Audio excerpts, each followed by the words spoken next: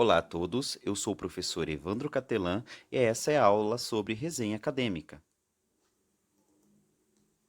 Algumas definições.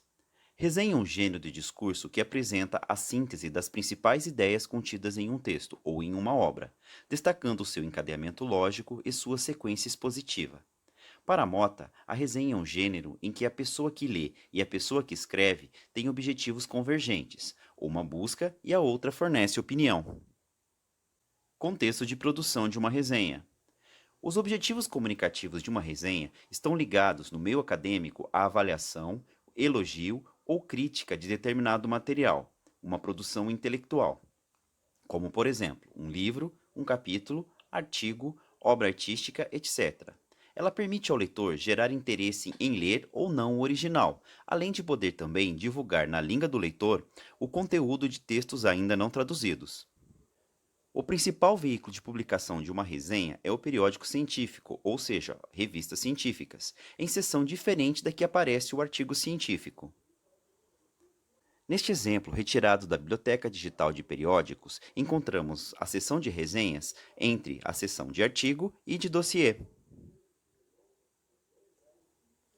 Resenha crítica versus resenha descritiva.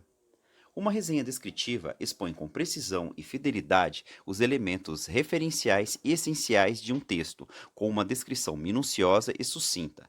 Ela não apresenta julgamento de valor. É importante não confundir resenha descritiva com o resumo, sendo este apenas uma parte da resenha. Resenha crítica.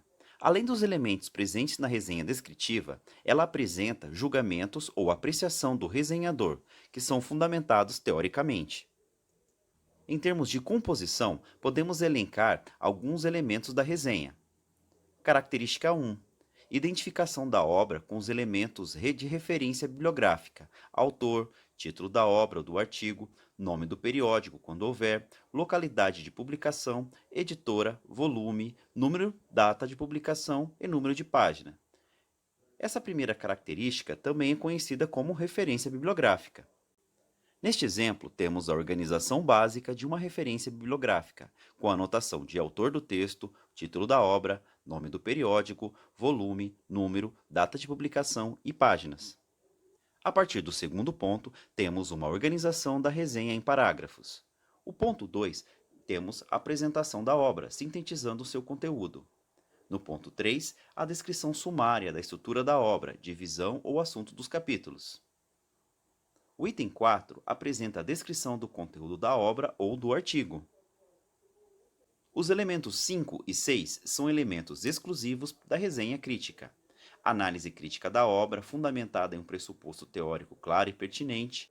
O item 6, relações das implicações decorrentes do tema apresentado, seus resultados e suas afirmações em relação ao contexto teórico ou prático, como implicações teóricas, econômicas, sociais e pedagógicas.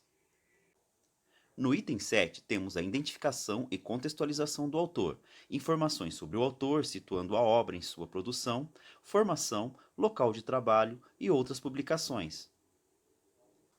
Podemos resumir esses passos ou características no seguinte esquema. Uma resenha crítica é então composta de identificação ou referência, apresentação da obra, descrição da obra, avaliação da obra, recomendação ou não da obra, dados do autor e assinatura e dados do resenhador. As vozes em uma resenha.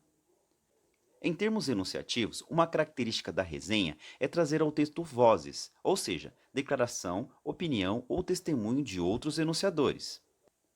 Além do resenhista, podem ser inseridas falas do autor da obra resenhada e de outros autores que também comentam sobre o assunto ou a obra, podendo aparecer como citações diretas, com uso de aspas, ou citações indiretas, em que se faz uso das paráfrases. Formas de citação. Para não correr o risco de plágio, é muito importante fazer as citações. Para isso, costuma-se usar preposições e expressões prepositivas como de acordo com, na opinião de, segundo, conforme e para. Observe um exemplo de citação direta. Segundo Mota e Renges, é importante destacar que o gênero resenha poderá ser usado com maior ou menor frequência de acordo com o interesse de cada área. Entre as formas de citação, também pode-se empregar os verbos de dizer.